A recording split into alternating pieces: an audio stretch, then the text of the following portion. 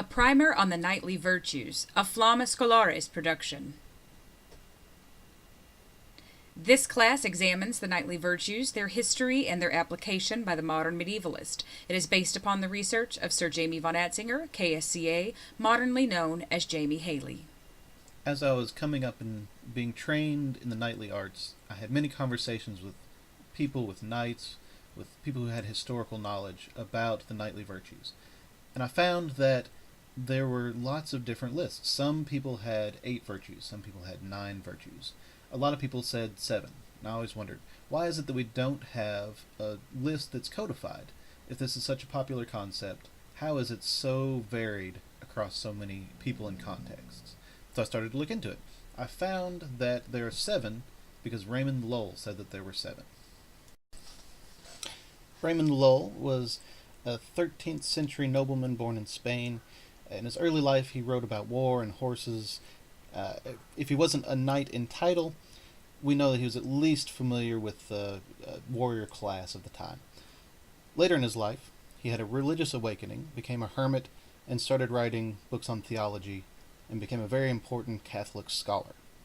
One of the smaller works that he wrote towards the end of his life was called The Book of the Order of Chivalry. And in that book, he sets out the duties of the knight, the best way to train, and he devotes a section to the knightly virtues. The virtues he chooses are fortitude, justice, mercy, charity, faith, prudence, and hope. Looking into it, I wondered why did he choose those, and after a little bit of study, it became pretty clear. He lifted them whole cloth from Thomas Aquinas. Aquinas is perhaps the most influential medieval theologian. He wrote Summa Theologica, which is a long work that reinvented Catholic theology in an effort to win over non-believers. As part of that, he wrote about the virtues. He talked about the 4 cardinal virtues and 3 theological virtues. The 4 cardinal virtues were fortitude, justice, mercy, and prudence, and the theological virtues were faith, hope, and charity.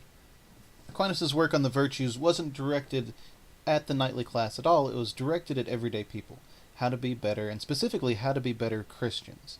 On a side note, Aquinas himself took his 4 cardinal virtues from Aristotle, who was an ancient Greek philosopher who more or less invented virtue ethics. Since the classic 7 virtues were not really knightly virtues, I feel like I have some leeway to make my own list, like a lot of the modern people do. I took 8 virtues that were common to many of the modern lists and that resonate with me.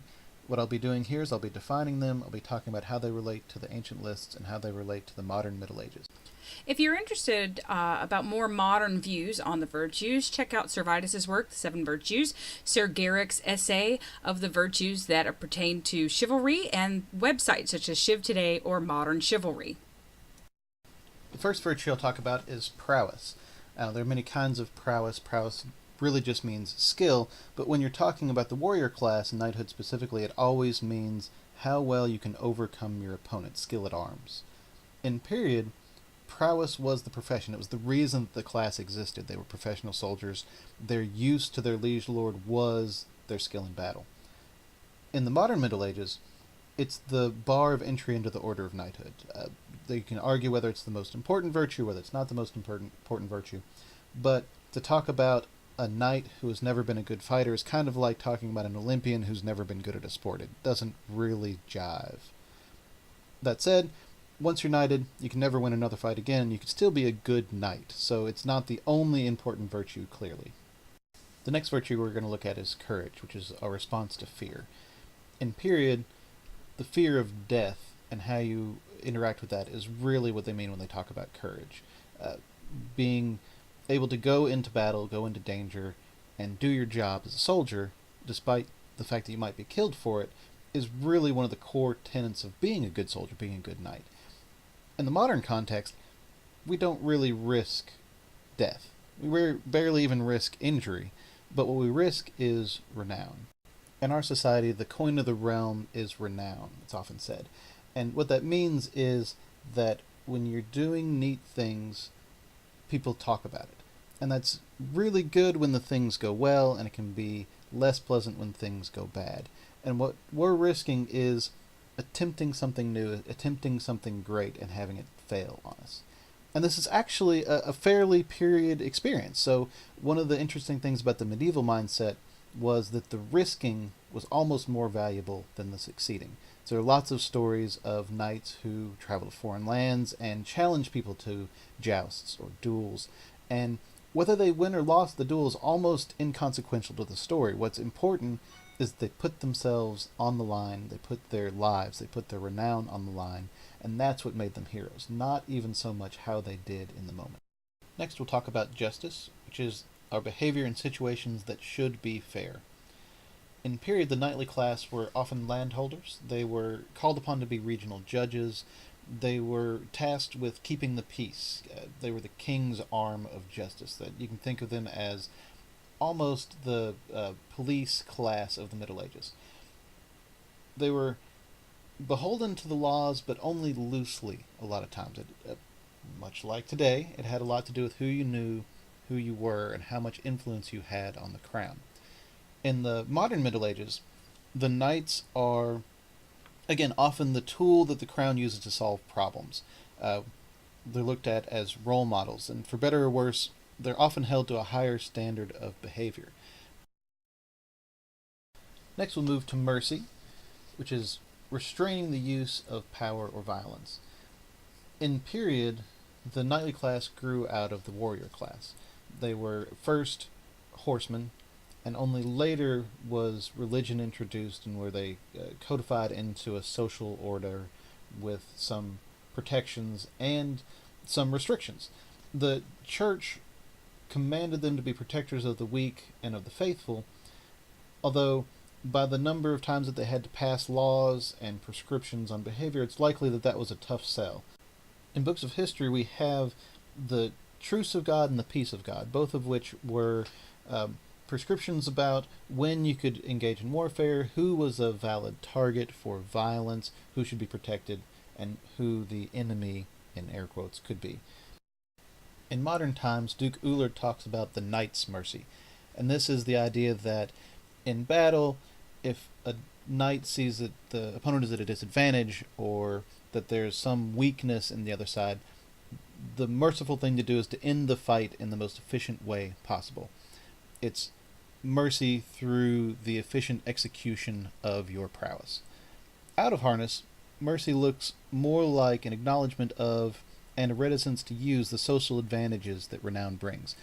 Being important in the society really insulates you from a lot of responsibility and sometimes from public backlash, and being merciful in that is knowing this and not using that to your advantage. Next, we'll talk about loyalty, or giving up your personal power to another person or an idea. In period, feudalism is really a system of codified relationships between powerful people, and loyalty was at its heart. It tied people into groups, it defined their roles, and it was often very messy. People had to navigate multiple layers of loyalty, and there were often conflicts. Interestingly, for the medieval person, loyalty was often to a particular person rather than a kingdom or a side. So, for instance, you would have ties to your cousin, who might be part of a faction that was warring for influence or territory with your liege lord, and you'd have to decide which one of those loyalties was most primary. In the modern times, it can be just as messy. We have family, friends, households, baronies, dependents, crowns, and official positions that all demand our time and our energy as upkeep. And navigating those can be really challenging, but it can also be part of the fun of being in the modern Middle Ages.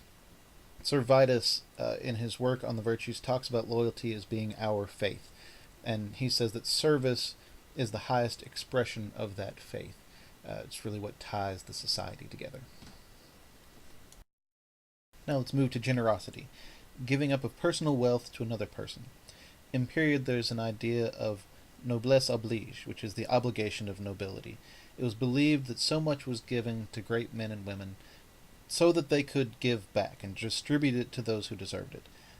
One of the main roles of a leader was to reward loyalty and courage, and this did two things. It kept retainers happy and motivated, and it was also an important sign of wealth. Extravagant public celebrations and extravagant giving was a way to show pride in your group and also to show off how well off you were. In modern times, we're not a group that generates an income from this. We don't necessarily have money to give to those people that we find courageous or loyal. What we can do is give in materials and time. Often our acts of service and our acts of training and help are our generosity. Now let's discuss courtesy, or following the rules of good behavior. By the time the knightly virtues were codified, knights were as much courtiers as they were soldiers. The most generous patrons were the ones who held courts, and as the knights were considered the lowest rung of nobility, they had all the social etiquette that entailed. In combat, when we talk about courtesy and knights, we often conflate that with chivalry as a code, and there's this interesting interplay between what is courteous and what is allowed. Much of the complexity arises from the chaotic nature of loyalty and combat in the Middle Ages. The person at the tip of your sword today might well be the one who's guarding your camp tomorrow. In the modern time, knights and peers in general are held up as role models, and in fact respect is written into many of the vows that we take when we become peers. Now, which rules to follow to remain courteous is always an ongoing discussion. Finally, let's talk about franchise, or fulfilling the role of the knight. This is perhaps the least understood of all of the knightly virtues. In period, knighthood was a social class with expectations, privileges, and customs like any other. You can also think about franchise in period as a blending and a constant evocation of the knightly virtues as a whole. This is very much like prudence was for Aristotle. It's the distillation of the virtues into a lifestyle rather than a concept. In the modern Middle Ages, I think of franchise as if a stranger were to walk out into a society event, would they be able to pick out the knights without knowing anything about the trappings of the office? And this can cover things like appearance, bearing, confidence, skill level, a willingness to engage people and affect change in the society around. It's important to note that you can exhibit franchise without having the title of a knight. You can live these virtues in lots of different ways. Given the theological origins of the knightly virtues, it's fair to say that they are less knightly virtues than they are universal to all people of every station. The concept that there are particular virtues that a perfect knight should possess is as old as the concept of knighthood itself. My hope is that when a squire is asked to recite the virtues, when knights are adorning the regalia, and when people write speeches on chivalry, those of us who walk the path will understand a little better that any such list is abstracted, abbreviated, and subjective. Perhaps the list should be more personally meaningful, made up of those virtues we hold most dear and those that we find the hardest to follow.